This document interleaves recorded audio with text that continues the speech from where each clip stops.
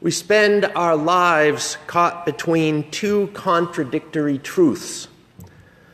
The first is that the unexamined life is not worth living, and the other is that ignorance is bliss.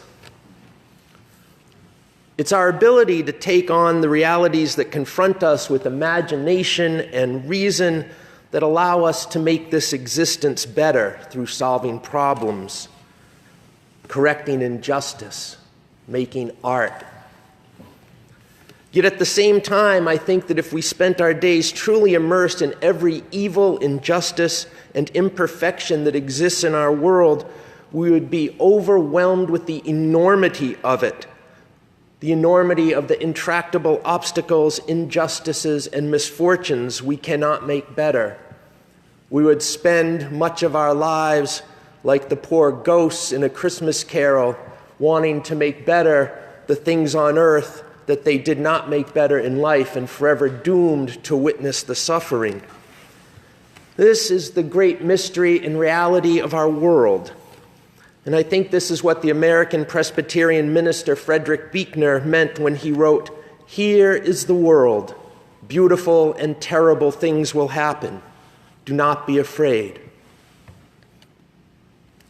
As Unitarian Universalists, our primary, very first source of spiritual inspiration is the experience human beings have of the transcending mystery and wonder affirmed in all cultures, which moves us to a renewal of the spirit and an openness to the forces which create and uphold life.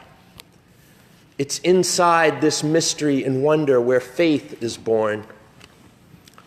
One of my favorite explanations of transcending mystery and wonder affirmed around the world is from Albert Einstein's reflection in this morning's reading, that the most miraculous thing we can encounter is the mysterious, the most magical experience of being human is being held wrapped in awe. My other favorite description of the transcending mystery and wonder comes from Trudy the Bag Lady. She's the homeless character in Lily Tomlin's mid-1980s one-woman Broadway show, The Search for Intelligent Life in the Universe. Trudy the Bag Lady walks around New York City, and one of the things she does is she speaks with beings only she can see, who she calls the space people. These are aliens for whom she serves as the guide to planet Earth. The space people have a term, translated from alien, I suppose, into Latin by Trudy the Bag Lady, that describes transcending mystery and wonder. They call it infinitum. In the show, Trudy the Bag Lady says, "We stopped to look at the stars, and as usual, I felt in awe. And then I felt even deeper in awe at this capacity we have to be in awe about something. Then I became even more awestruck at the thought that I was, in some small way, a part of that which I was in awe about. And this feeling went on. My space chums got a word for it, infinitum. Because at the moment you are most in awe of all you don't understand, you're closer to understanding it at all than at any other time. And I felt so good inside. My heart felt so full. I decided to set time aside each day to do aerobics." Aerobics. Shouldn't we all do aerobics regularly, like going to the gym or for our daily walk? How can transcending mystery and wonder not make you want to work infinitum and aerobics into every one of your days? This season of the year holds so many opportunities to be held wrapped in awe by the great mystery, to do our aerobics. Enter into them. Be amazed of the power of one human life, the potential in each child that's born to save the world. Lose yourself in the majesty of the solstice and how the sun seems to stand still in the sky. Let yourself wonder at how just a little bit of an essential resource, can somehow be stretched to the limit and turn out to be enough? Can you feel the amazement, the majesty, the joy, the wonder, the awe? Even though transcending mystery and wonder, the awe infinitum, is our very first and foundational spiritual source of inspiration, I think it's one many unfortunate Unitarian Universalists don't fully engage, or even run away from. And I think many of us avoid deep engagement with our first principle because it gets full-fledged into the realm of emotion and things we feel and know to be true but can't explain or prove. Awe infinitum, our first source, can require a suspension of disbelief. It can require extreme humility. And it can require the admission that there is still so much we don't know. It requires removing ourselves from the center of the universe. It requires giving importance to things we can't scientifically prove or things we sometimes can't even articulate. I am a big believer in human reason and science. But I think the reality is we are not reasonable creatures. When all is taken together as a whole, we are at best multifaceted, where our reason mingles with our emotion and the ineffable human spirit, and all of it is mixed into our embodiment as physical beings.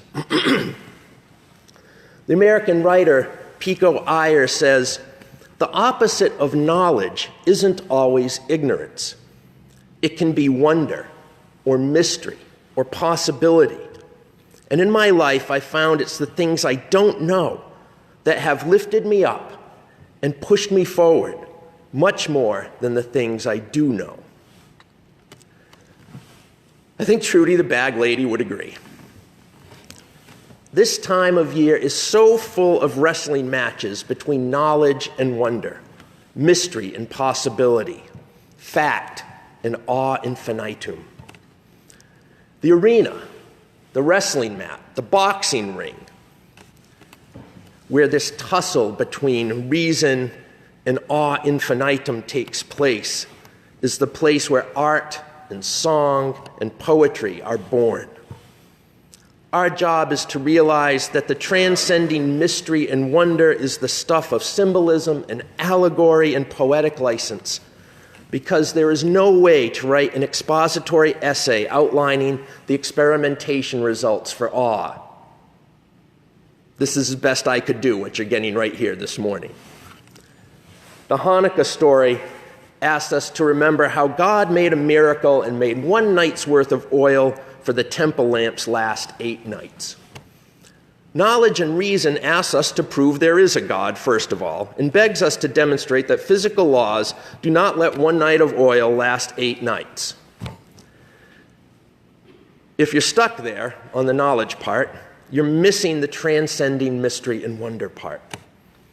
The Hanukkah story is one of a mighty militaristic empire, the Seleucid Greeks, destroying the holy temple of the Jewish people, and in deliberate violation of their face ban on images, set up a statue of the local king, Antiochus Epiphanes, in the temple. Hanukkah is the story of how a small band of rebels defeated this power and took back the temple. Hanukkah is the story of having hope, believing light defeats darkness and good evil. The Christmas story asks us to believe how a virgin impregnated by a Holy Spirit gave birth to the only Son of God, and how angels then appeared in the sky to a bunch of shepherds, and foreign kings journeyed from the east following a star in the night to bow down to the baby and bring it presents. Knowledge and reason beg us to understand that virgins don't give birth, and that starlight, even from a supernova and using Google Maps, cannot pinpoint you to a specific manger in a specific town in the Middle East. And then knowledge brings up the God thing again and wants you to prove the existence of God and, well, angels. And if you're stuck on this part of the story, you miss the infinitum in the Transcending Mystery and Wonder. The Transcending Mystery and Wonder tells us the Christmas story is about how important one human life can be, how what is divine in the world comes to the poorest of the poor first. Infinitum tells us that the empires of wealth and military might and oppression will not have the last word, that peace on earth and goodwill can be real. Even the solstice, which you think reason would be into even more than Festivus, asks us to revel in the wonder that the sun rises in the morning and gets stronger each spring and brings the dead winter earth back to life. Knowledge explains to us how the earth orbits the sun and angles of sunlight and how to predict the sun's movement in the sky with exact precision. Infinitum asks us to revel and feast and hang evergreens and build fires that celebrate the magic and miracle and wonder of how the sun returns and the spring returns again and again and again. Knowledge and reason deal in facts and scientific method. Transcending mystery and wonder deal in truth. Things we know are so with our heart and mind and whole being, but may not be able to prove with an equation. The amazement, majesty, and wonder depend on faith, and faith means trust. Do you trust in human potential for doing good? Do you trust in the science that backs up the adage, the sun will come up in the morning and spring will return each year, and the earth will come back to life? Do you trust in the reality that there are enough human and divine resources to justify having hope? Do you trust that the darknesses of the world can be overcome by light and love? Faith is not about believing in miracles that abandon common sense. Faith is not about science disproving things such as virgins cannot give birth or oil lasting for 8 nights instead of 1, or the sun's return depending not on the gods being pleased. Faith is about trusting in the mystery and wonder of our human potential, of our best selves, of our ability to use resources wisely, and the incredible reality of the complex cosmos we live in. Trusting in these things truly does renew the spirit and get us in touch with the things that are life-giving. Hope, peace, joy, and most of all, love. I wish for you that your holidays this year are full of all these things. I'll see you Christmas Eve. It's going to be a night of transcending mystery and wonder, as it always is.